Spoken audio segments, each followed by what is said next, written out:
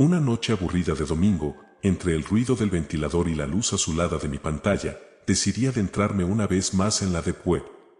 No era la primera vez, ya sabía navegar por los rincones oscuros de ese mundo.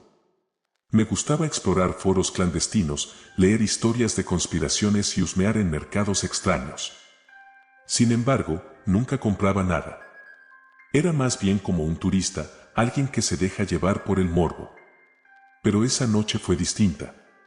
Mientras navegaba, encontré un enlace en un foro muy exclusivo, uno al que había accedido después de pasar por varios niveles de autenticación. El enlace llevaba a un sitio llamado *umbral 787 *. El nombre me intrigó, tenía algo inquietante, como si fuera la entrada a algo prohibido. Sin pensarlo mucho, hice clic. El sitio cargó lentamente, como si su existencia misma fuera un secreto resistiéndose a ser revelado. La pantalla se llenó de un fondo negro con un texto en letras blancas que decía: Bienvenido al umbral 787. El umbral entre lo mundano y lo trascendental. Había una advertencia: solo los curiosos cruzan. No hay vuelta atrás. Debajo, un botón titilante decía: entrar. Mi dedo tembló al acercarse al mouse, pero finalmente hice clic. Lo que vi a continuación fue perturbador desde el principio. El diseño era minimalista, pero el contenido era enfermizo. Había secciones con nombres como reliquias de famosos, fragmentos de historia y ofertas exclusivas. No eran las típicas drogas, armas o servicios ilegales que esperas encontrar en la Deep Web. Aquí todo giraba en torno a objetos, pero no eran objetos cualquiera. Eran partes humanas. Empecé a explorar la sección más popular, reliquias de famosos. Había descripciones vagas y fotos borrosas, pero lo que se ofrecía ahí era completamente perturbador. Pestañas, mechones de cabello, piel descamada y la sección más extensa, uñas. Había cientos de ellas, clasificadas por nombre, procedencia y precio. Sentí una náusea repentina, como si me hubiera asomado al abismo y éste me devolviera la mirada. Los nombres de las celebridades eran censurados parcialmente, pero aún así podía reconocer algunos: T, San, C, R. Cada perfil tenía una breve descripción y una promesa de autenticidad.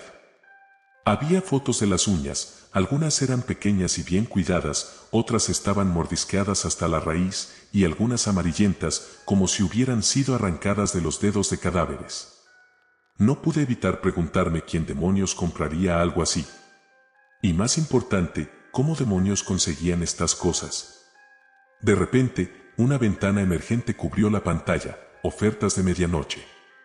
El título en rojo sangre me llamó la atención, y antes de poder cerrar la ventana, apareció una nueva oferta: lote especial, uñas de M.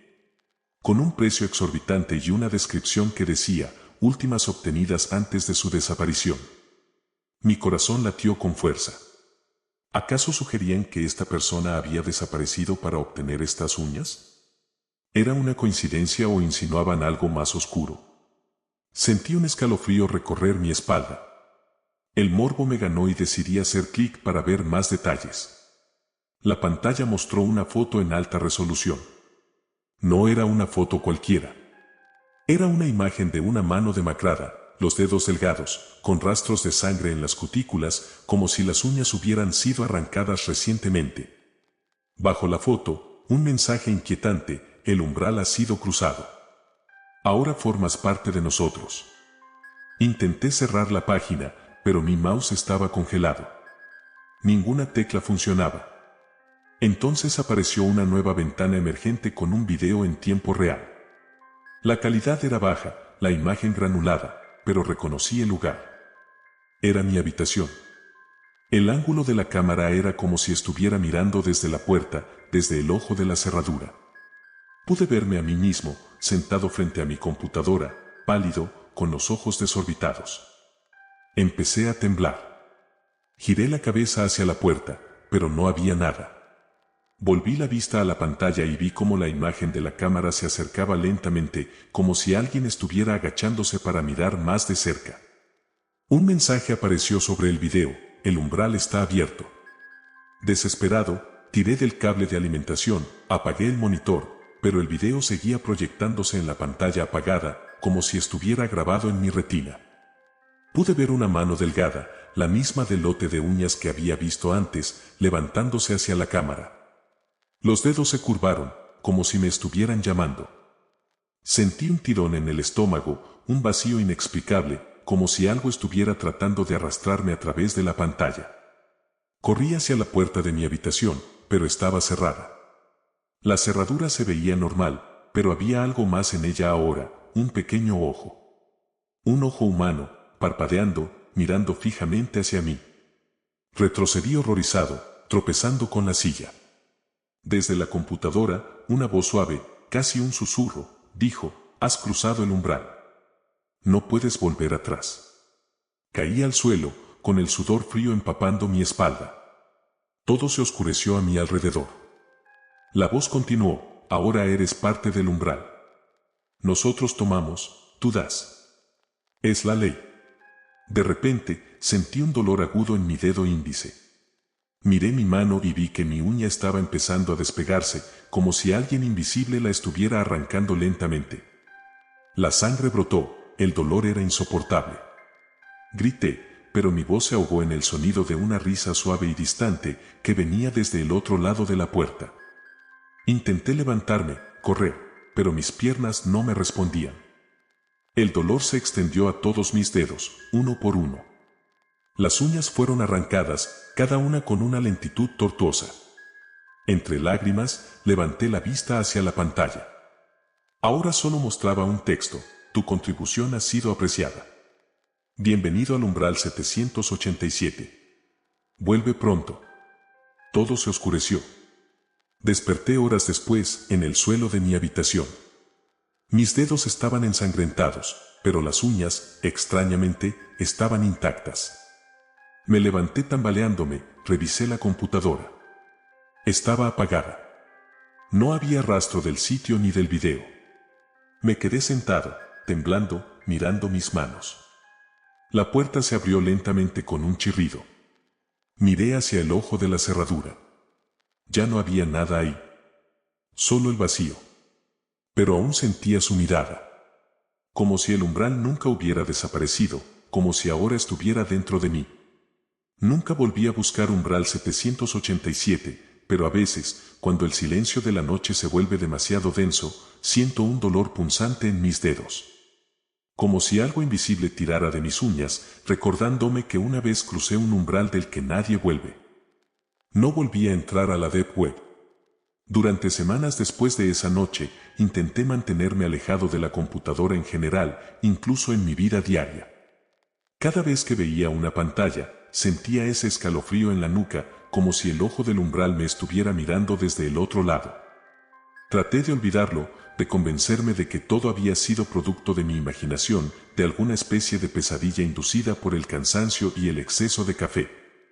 Sin embargo, había algo que no podía dejar de notar. Mis dedos no eran los mismos. Las uñas se sentían diferentes al tacto, más gruesas, más rígidas. Y no solo eso, sino que creían mucho más rápido de lo normal. Cada par de días tenía que cortarlas, y lo hacía con prisa, sintiendo una extraña aversión a la idea de dejar que se alargaran. Cada vez que la tijera cortaba, escuchaba un sonido seco, como el crujido de huesos quebrándose. Trataba de ignorarlo, de hacerlo rápido y sin mirar demasiado. Una noche, mientras me lavaba las manos, me di cuenta de que algo no estaba bien. Mis uñas parecían haber cambiado de color. Tenían un tono amarillento, como si estuvieran enfermas o infectadas. Las observé con más detenimiento y vi pequeñas manchas oscuras debajo de la superficie. El horror me invadió al reconocer la forma de esas manchas, eran como pequeñas huellas dactilares, diminutas, pero claras. ¿Cómo era posible? Me froté las manos con fuerza, raspando las uñas contra el borde del lavabo, como si pudiera arrancar las manchas. Pero no desaparecieron. El teléfono sonó, sobresaltándome. Era un número desconocido. Contesté, tratando de calmar mi respiración, pero al otro lado solo escuché silencio. «Hola», dije con voz temblorosa. Entonces, una voz susurrante, la misma que había escuchado aquella noche en el umbral 787, murmuró, el intercambio ha comenzado. No lo detengas. Colgué de inmediato, el corazón latiéndome en las sienes. Corrí hacia mi computadora, impulsado por una mezcla de miedo y desesperación. No quería volver a entrar a la Deep Web, pero necesitaba saber qué estaba pasando. El sitio del umbral había desaparecido, no había rastros.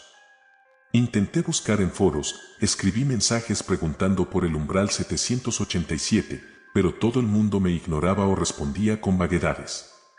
Nadie parecía saber de qué estaba hablando, o al menos fingían no saberlo.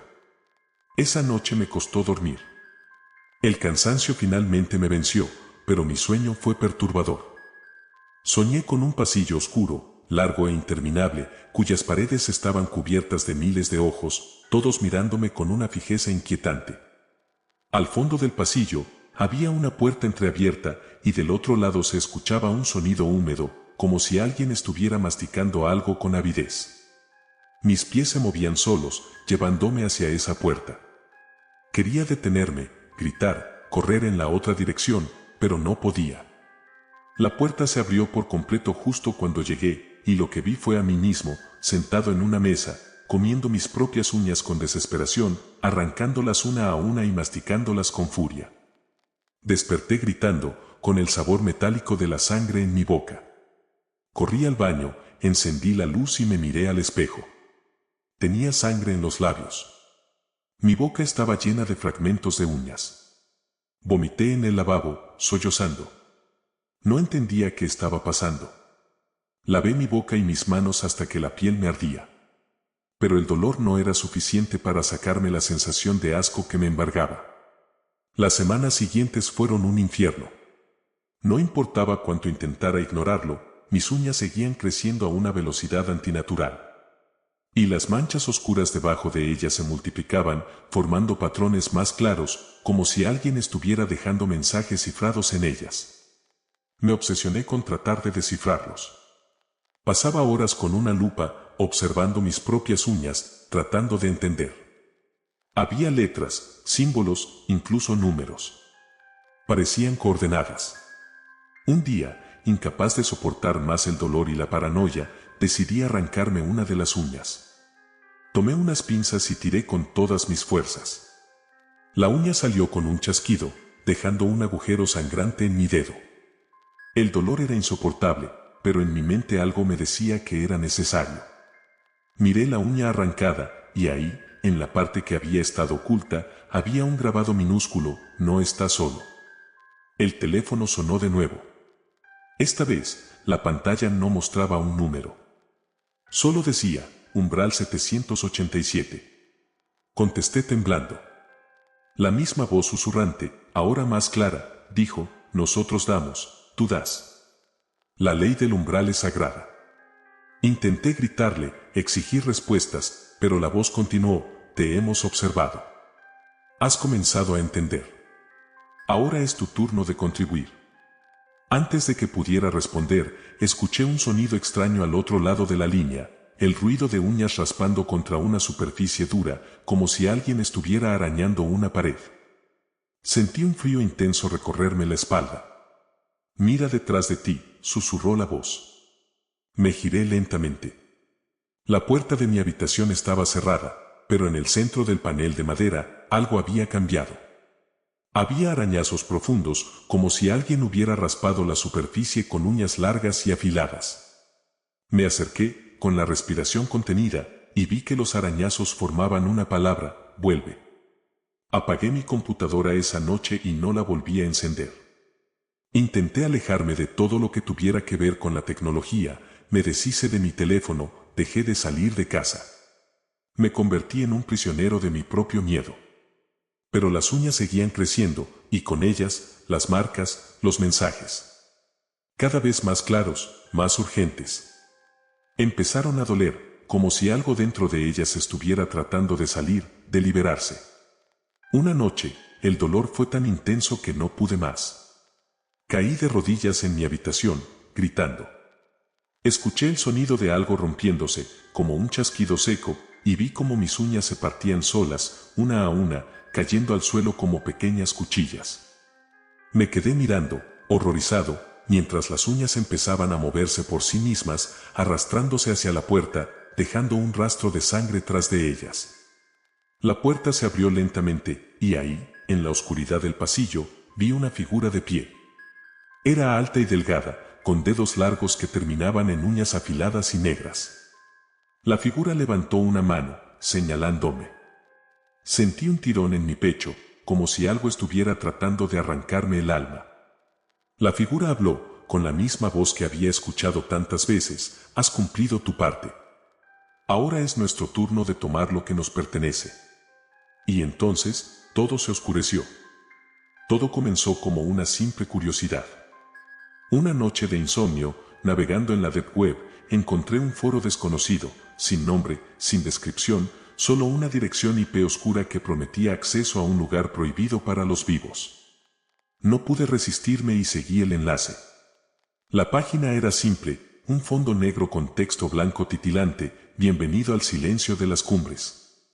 Si estás aquí, es porque sabes qué buscar. No sabía qué esperaba encontrar, pero algo en ese mensaje me atrapó. La página cargó lentamente, como si dudara en revelarse completamente. Apareció una lista de enlaces numerados, cada uno titulado con nombres de montañas y cerros de distintos lugares del mundo: el Cerro de los Inocentes, las Cumbres Silenciadas, la Montaña del Lamento.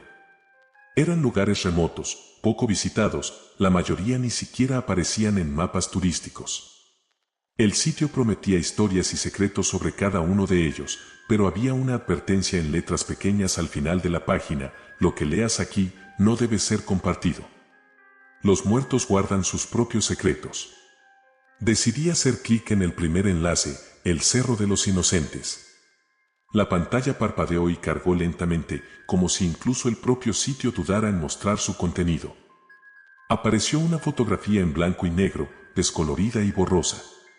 Era una imagen tomada desde la cima de una montaña, mirando hacia un valle cubierto de neblina.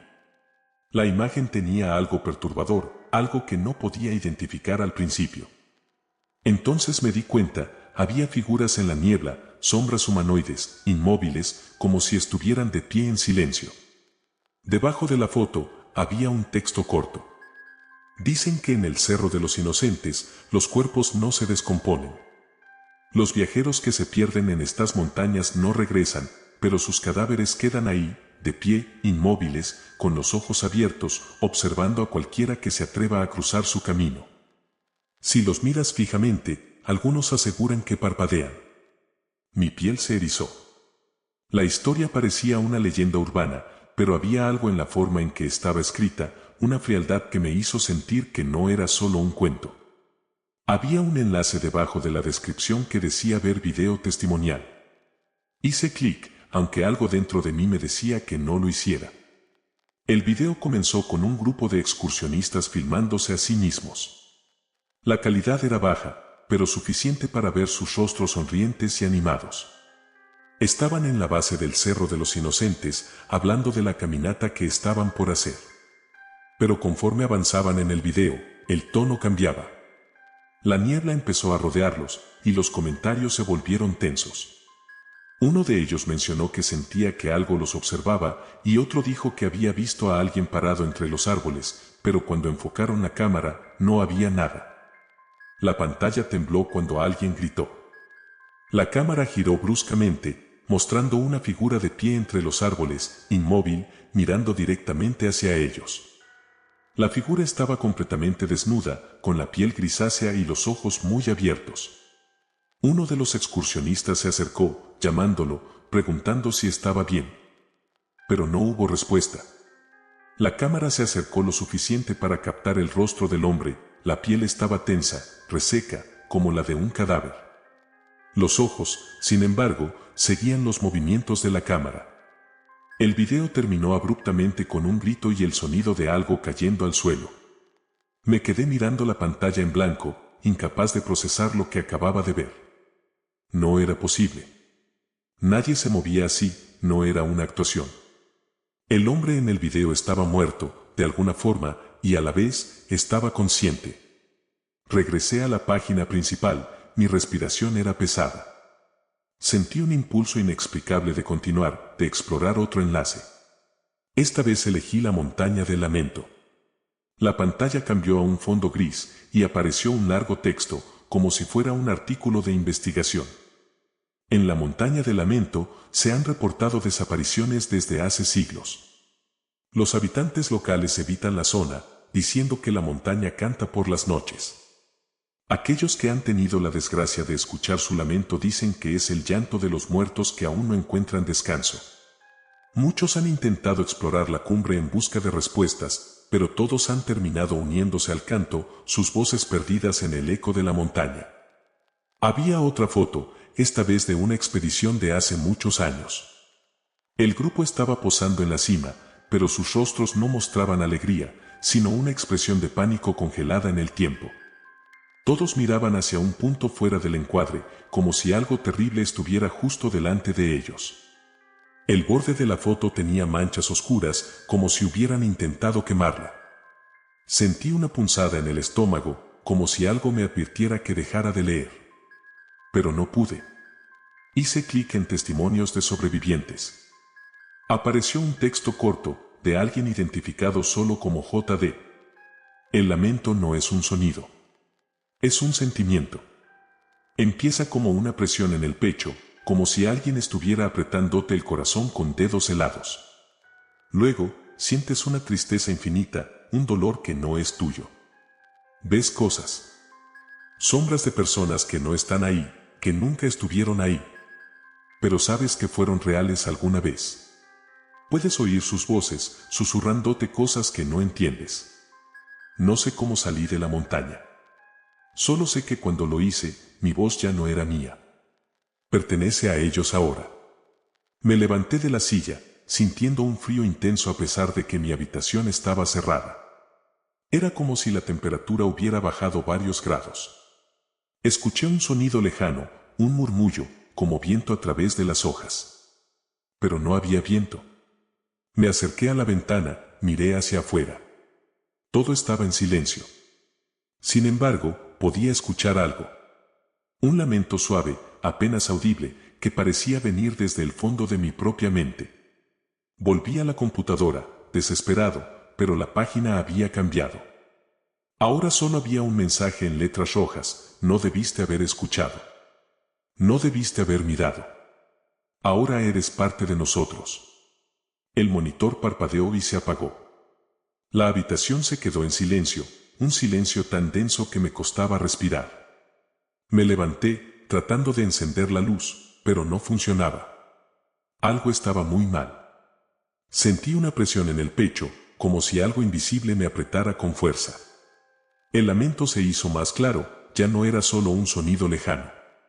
Era una voz, susurrando palabras en un idioma desconocido, una voz que no era humana. Corrí hacia la puerta, pero antes de que pudiera abrirla, sentí una mano fría en mi hombro. Miré hacia atrás y no vi nada. Pero el dolor en mi pecho creció, y el lamento se volvió ensordecedor. Caí al suelo, luchando por respirar, mientras el sonido llenaba mi mente. Y entonces, lo entendí. El lamento no venía de fuera. Estaba dentro de mí, como si algo hubiera cruzado el umbral de mi cuerpo, arrastrando consigo el eco de las montañas, de los cadáveres olvidados en las cumbres. Nunca volví a navegar en la Deep Web. Pero a veces, en las noches más silenciosas, cuando cierro los ojos, puedo sentir el frío de la montaña, el peso de las miradas de aquellos que se quedaron ahí, en las alturas, atrapados en el eco eterno. Y sé que algún día, sus voces serán lo último que escuche. Después de aquella noche, todo cambió. Me alejé por completo de la tecnología, dejé mi trabajo y me mudé a la casa de mis padres en las afueras, un lugar donde el aire era limpio y las montañas se alzaban a lo lejos. Pensé que allí, en la tranquilidad del campo, podría olvidar lo que había visto, lo que había sentido. Pero me equivoqué. Los primeros días fueron relativamente normales, aunque el silencio del lugar me recordaba al lamento que escuché aquella noche. Mis padres me recibieron con cariño, aunque notaron que algo estaba mal. «Te ves delgado», dijo mi madre más de una vez, con esa mirada preocupada que solo una madre puede tener. Intenté sonreír, fingir que todo estaba bien, pero el frío seguía presente. Un frío que solo yo sentía, como si una sombra helada me siguiera a todas partes. Comencé a escuchar susurros de nuevo, al principio muy débiles, como el murmullo del viento entre los árboles. Era fácil ignorarlos durante el día, cuando la luz del sol bañaba la casa. Pero en las noches, los susurros se volvían más claros, más persistentes. Sabía que venían de las montañas. No importaba lo lejos que estuviera, podía sentir el eco de las cumbres, las voces de aquellos cuerpos atrapados en el silencio eterno. Una noche, desperté de golpe. La casa estaba en completo silencio, pero sabía que no estaba solo. Me levanté lentamente, tratando de no hacer ruido. Desde la ventana de mi habitación, podía ver el contorno oscuro de las montañas bajo la luz de la luna. Pero esa noche, algo era diferente. Había una figura de pie en la ladera, inmóvil, mirando hacia la casa. Me froté los ojos, pensando que era una ilusión, pero la figura seguía ahí, con los brazos colgando a los costados, como un cadáver sostenido por hilos invisibles. Mi respiración se hizo más pesada. La figura empezó a moverse, caminando lentamente hacia la casa. No pude apartar la vista, como si algo me obligara a observar. La luna iluminó su rostro a medida que se acercaba, y mi corazón se detuvo al reconocerlo. Era uno de los excursionistas del video, el hombre con la piel grisácea y los ojos abiertos. Estaba aquí, a cientos de kilómetros del Cerro de los Inocentes. Y venía por mí. Corrí escaleras abajo, tropezando en la oscuridad. Mi padre apareció en el pasillo, alarmado por el ruido. ¿Qué pasa? ¿Estás bien?, me preguntó, pero no pude responderle. Agarré su brazo, tratando de arrastrarlo hacia la puerta trasera, pero él se resistió. ¿Qué te pasa? Estás pálido como un muerto. Antes de que pudiera decirle algo, escuché el crujido de la puerta principal abriéndose. Me giré lentamente, con el estómago revuelto. La figura estaba ahí, de pie en el umbral, con la cabeza inclinada hacia un lado, los ojos fijos en mí. Mi madre apareció detrás de mi padre, preguntando qué estaba ocurriendo. No me atreví a moverme. ¿Quién es?, preguntó ella, mirando a la figura en la puerta. Pero no respondí. No podía. La figura levantó una mano, señalándome, y los susurros se hicieron ensordecedores.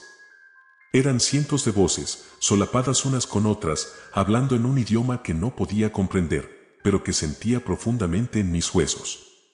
«Has sido elegido», susurró una de las voces, más clara que las demás. Mis padres no parecían escuchar los susurros. Mi madre se acercó, confundida, y extendió la mano hacia la figura. «¿Estás bien?», le preguntó con preocupación, como si fuera un extraño perdido. Antes de que pudiera detenerla, la figura levantó la cabeza, mostrando una sonrisa espantosa, los dientes negros y rotos. En un movimiento rápido, la figura agarró la mano de mi madre. Ella gritó, tratando de zafarse, pero la figura no la soltó. Vi cómo la piel de su mano empezaba a ponerse gris, arrugada, como si estuviera envejeciendo a un ritmo imposible. «Suéltala», gritó mi padre, corriendo hacia ella. Pero al tocarla, él también comenzó a cambiar. La piel se les agrietaba, como si el tiempo los estuviera consumiendo en segundos.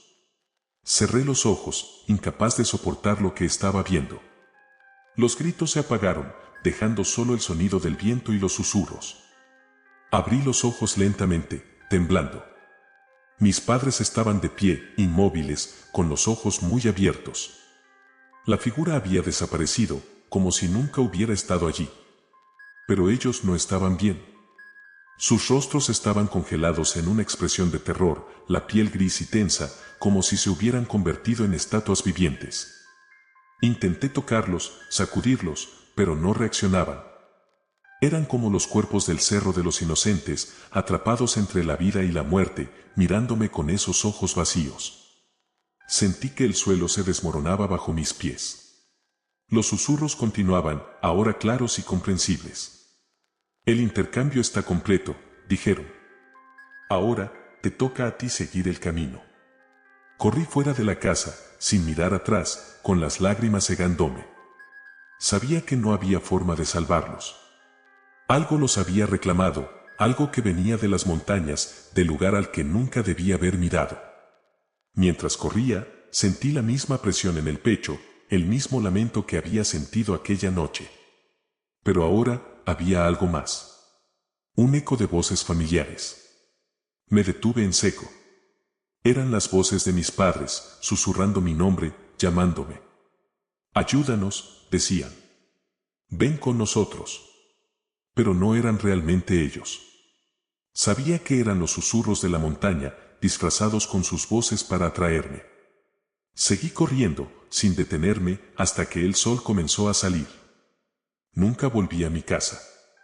Las autoridades dijeron que mis padres murieron de un ataque al corazón, algo inexplicable para dos personas sanas. Nadie creyó mi historia. No esperaba que lo hicieran. Ahora vivo solo, lejos de cualquier montaña, en un lugar donde el horizonte es plano y no hay cerros a la vista. Pero sé que no estoy a salvo. A veces, en las noches más frías, puedo escuchar el lamento, el eco de sus voces llamándome, recordándome que algún día tendré que regresar al lugar donde todo comenzó. El lugar donde los muertos no encuentran descanso, y donde yo, eventualmente, también perteneceré. Todo comenzó con un correo electrónico. Estaba trabajando tarde en mi oficina, revisando documentos aburridos, cuando la notificación apareció en la esquina de mi pantalla. El remitente era desconocido, solo una combinación aleatoria de letras y números. El asunto decía, bienvenido a Horizonte 14. Pensé que era spam, pero algo me impulsó a abrirlo. El correo contenía un solo enlace, sin texto adicional, sin contexto. Solo un enlace a un sitio, Engine de la Deep Web. Mi primera reacción fue ignorarlo, pero algo en mi interior me impulsó a hacer clic. La curiosidad siempre ha sido mi peor enemigo, y esa noche no fue diferente. Abrí mi navegador Tor y pegué el enlace. El sitio tardó en cargar, como si estuviera tomando su tiempo para revelarse. Cuando finalmente apareció, me encontré frente a una página simple, con un fondo oscuro y un único título en letras blancas, Horizonte 14, el portal del tiempo perdido. Había una lista de secciones con nombres crípticos como vuelos desaparecidos, eventos anticipados y el archivo de las sombras. No había publicidad, ni foros, ni distracciones. Todo estaba cuidadosamente organizado, como si fuera un archivo secreto. Decidí hacer clic en vuelos desaparecidos y la pantalla se llenó de texto. Lo primero que leí me dejó helado, vuelo 370, desaparecido el 8 de marzo de 2014, anticipado por Horizonte 14 el 3 de marzo de 2014. Había una descripción detallada del vuelo de Malaysia Airlines, incluyendo la fecha, la hora de desaparición y hasta las coordenadas aproximadas donde se perdió el contacto. Todo había sido publicado 5 días antes de que ocurriera. Al principio, pensé que era una farsa, alguna especie de teoría conspirativa para atraer a los curiosos. Pero entonces, seguí leyendo. Había una lista completa de vuelos desaparecidos, algunos de ellos jamás reportados por los medios de comunicación. Fechas futuras, nombres de aerolíneas y predicciones exactas de cuándo y cómo ocurrirían los incidentes. El más reciente estaba fechado para la próxima semana. Vuelo 622 de una aerolínea pequeña que nunca había escuchado. El pronóstico decía, desaparición sobre el Atlántico, sin supervivientes. Un sudor frío recorrió mi espalda. No quería creerlo, pero algo en la precisión de los detalles me hizo dudar. Decidí buscar más información sobre ese vuelo específico. No encontré nada en Google, era como si el vuelo no existiera, al menos no oficialmente. Pero eso solo aumentó mi inquietud. Volví al sitio y abrí la sección Eventos anticipados. Lo que encontré fue aún más perturbador. Había una cronología de desastres naturales y eventos catastróficos, muchos de ellos que ya habían ocurrido, como terremotos, tsunamis y erupciones volcánicas. Cada uno de ellos estaba listado con una fecha de predicción publicada semanas o incluso meses antes del suceso. Y al final de la lista, había eventos futuros con fechas exactas. Algunos de ellos eran inminentes: colapso de presa en China el 18 de noviembre, explosión en una planta nuclear en Europa el 23 de noviembre. Fechas que aún no habían llegado. Mi mente corría en círculos, tratando de racionalizar lo que veía. ¿Cómo era posible? ¿Era alguna especie de juego de adivinanzas, o alguien realmente sabía lo que iba a pasar? Decidí seguir investigando y entré en el archivo de las sombras. Allí, encontré una colección de documentos antiguos, fotos descoloridas y recortes de periódicos de décadas pasadas. Uno de los documentos más antiguos estaba fechado en 1947 y mencionaba el incidente del vuelo 19, el escuadrón de bombarderos desaparecido en el Triángulo de las Bermudas. Lo extraño era que este documento tenía anotaciones hechas en la década de los 90, detallando otros vuelos que seguirían desapareciendo en la misma zona, con fechas y nombres precisos. Comencé a notar un patrón. Cada predicción estaba firmada con las mismas iniciales, NT. No había más detalles sobre quién o qué era NT, pero esas dos letras aparecían en todas partes del sitio, como una firma oculta en cada página. Me fijé en la sección de contacto, esperando encontrar alguna pista, pero solo había una dirección de correo, tan críptica como la del mensaje inicial que había recibido. Decidí enviar un correo. Escribí: ¿quién es NT? ¿Cómo sabes todo esto? No esperaba respuesta, pero apenas unos segundos después, la notificación apareció en mi bandeja de entrada. El mensaje solo contenía 2 palabras: no preguntes. Mi piel se erizó. Cerré la computadora de golpe, mi mente inundada de pensamientos oscuros. Esa noche no pude dormir. Cada vez que cerraba los ojos, veía imágenes de aviones cayendo, escuchaba el sonido de explosiones y sentía una presión en el pecho, como si algo invisible estuviera apretándome el corazón. A la mañana siguiente, me desperté con la sensación de que algo estaba muy mal. Encendí la televisión y las noticias mostraban imágenes de humo negro sobre el océano Atlántico. Reportaban la desaparición de un vuelo con destino a Nueva York. Se presumía que todos a bordo habían fallecido. El número del vuelo, 622. Me quedé paralizado. No podía creerlo. El sitio lo había predicho. Miré mi teléfono y vi una nueva notificación de correo. Era otra vez de Horizonte 14. Esta vez, el asunto decía: lo que sigue es inevitable. Abrí el mensaje, temblando. Había un solo enlace, sin texto adicional. Lo seguí, incapaz de resistirme. Me llevó a una página completamente diferente, con una lista de nombres. Al principio, no entendía qué significaba, pero entonces vi mi propio nombre en la lista, junto con una fecha, 29 de noviembre. Mi mente trató de racionalizarlo, pero no encontraba ninguna explicación lógica. ¿Qué significaba eso? ¿Era una lista de personas que iban a morir? Los susurros comenzaron nuevamente, pero esta vez no venían de mi cabeza. Podía escucharlos en la habitación, como un eco lejano. NT te observa, decían. Me levanté de la silla, sintiendo un pánico profundo. Corrí hacia la puerta, pero antes de que pudiera abrirla, recibí una última notificación en mi teléfono. Era una foto tomada desde afuera de mi casa. La imagen mostraba la ventana de mi oficina y a través del cristal podía verme a mí mismo, mirando el teléfono, con una expresión de puro terror en el rostro. Debajo de la foto había un texto: no hay manera de escapar al horizonte. Nos vemos pronto. Miré por la ventana, pero no había nadie ahí. El silencio era ensordecedor, como si todo a mi alrededor se hubiera detenido. El cielo estaba oscuro, nublado, y de repente escuché el sonido lejano de un avión, como un rugido que se acercaba cada vez más. Mi familia encontró mi casa vacía al día siguiente, todas las luces encendidas y la computadora abierta en una página en blanco. No hubo rastros de mí. Mi nombre apareció en las listas de personas desaparecidas y hasta el día de hoy nadie ha podido explicar lo que ocurrió. La única pista es un correo que mi hermana recibió después de mi desaparición, enviado desde mi dirección de correo. El mensaje solo tenía 2 palabras: Horizonte 14 espera. Ella nunca abrió el enlace. Nunca supe cómo mi hermana recibió aquel correo. Lo único que recuerdo con certeza es la sensación de vacío y terror absoluto que se apoderó de mí cuando vi mi propio nombre en aquella lista. No era solo una predicción, era una sentencia. Algo o alguien había decidido mi destino y parecía inevitable. Desde ese momento, me convertí en una sombra de mí mismo, acechado por una sensación constante de estar siendo observado. Mi hermana intentó contactar a la policía, pero no había mucho que pudieran hacer. Me registraron como desaparecido, iniciaron una búsqueda, pero rápidamente se quedaron sin pistas.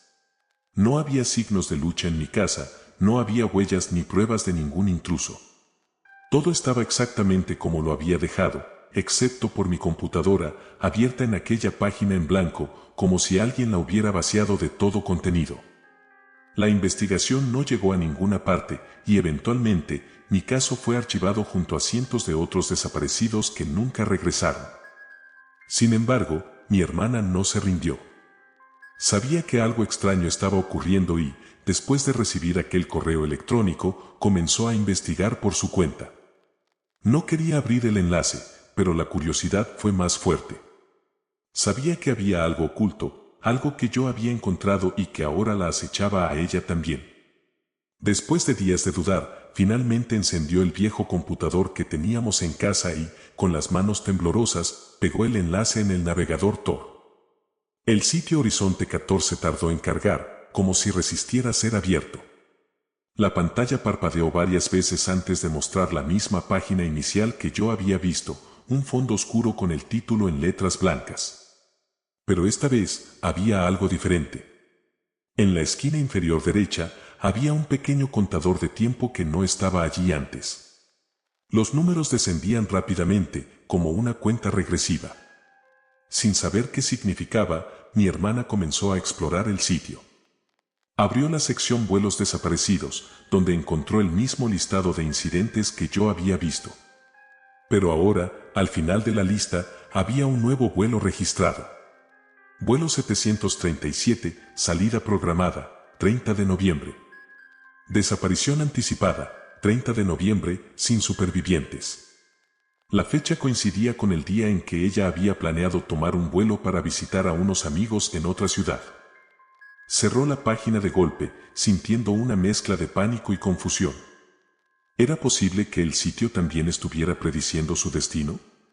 Decidió cancelar su vuelo, aunque trató de convencerse a sí misma de que todo era una coincidencia, una broma macabra de alguien con demasiado tiempo libre. Pero el miedo seguía latente, como una sombra que se arrastraba detrás de ella. Esa noche, recibió otro correo de Horizonte 14.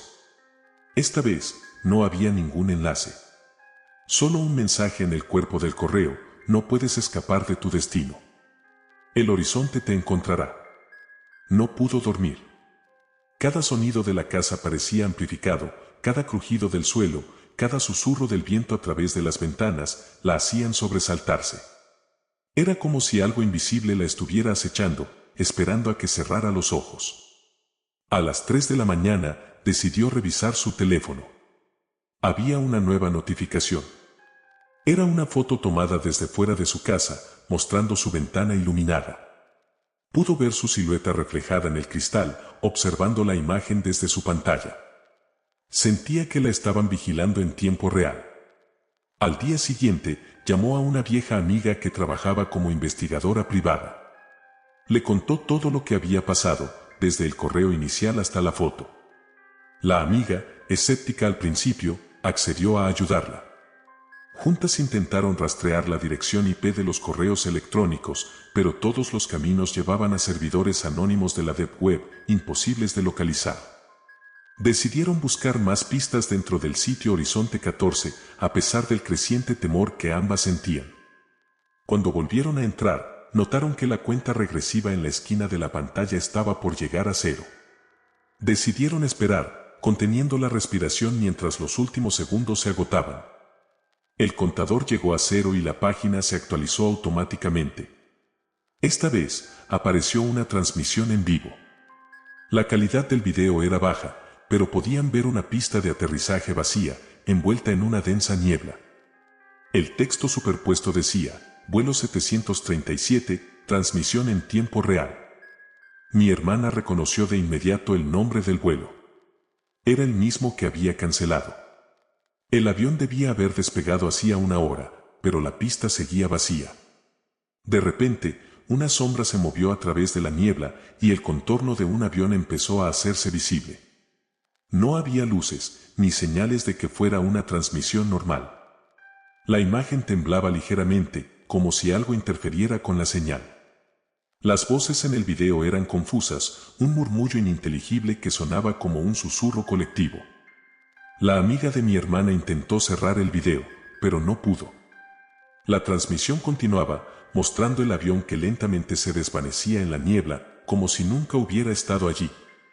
Entonces, la pantalla se volvió negra y apareció un mensaje: el vuelo ha sido reclamado. Todos los pasajeros están con nosotros ahora. Mi hermana gritó, su amiga la sujetó por los hombros, ambas temblando. Algo extraño estaba pasando, algo que desafiaba toda lógica. Intentaron salir de la página, pero la pantalla cambió una vez más. Esta vez mostraba una lista de nombres. El nombre de mi hermana estaba ahí, justo al final, con la misma fecha, 30 de noviembre. El nombre de su amiga apareció justo debajo, con una fecha que coincidía con el día siguiente.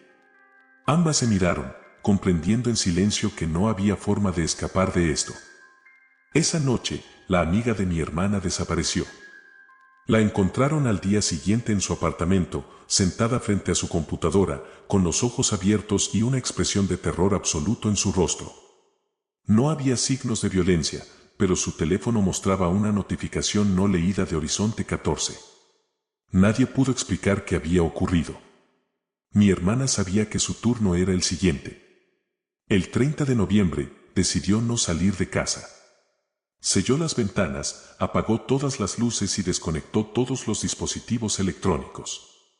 Pero a medida que avanzaba la noche, escuchó un zumbido bajo, como el sonido de un avión volando muy bajo sobre su casa.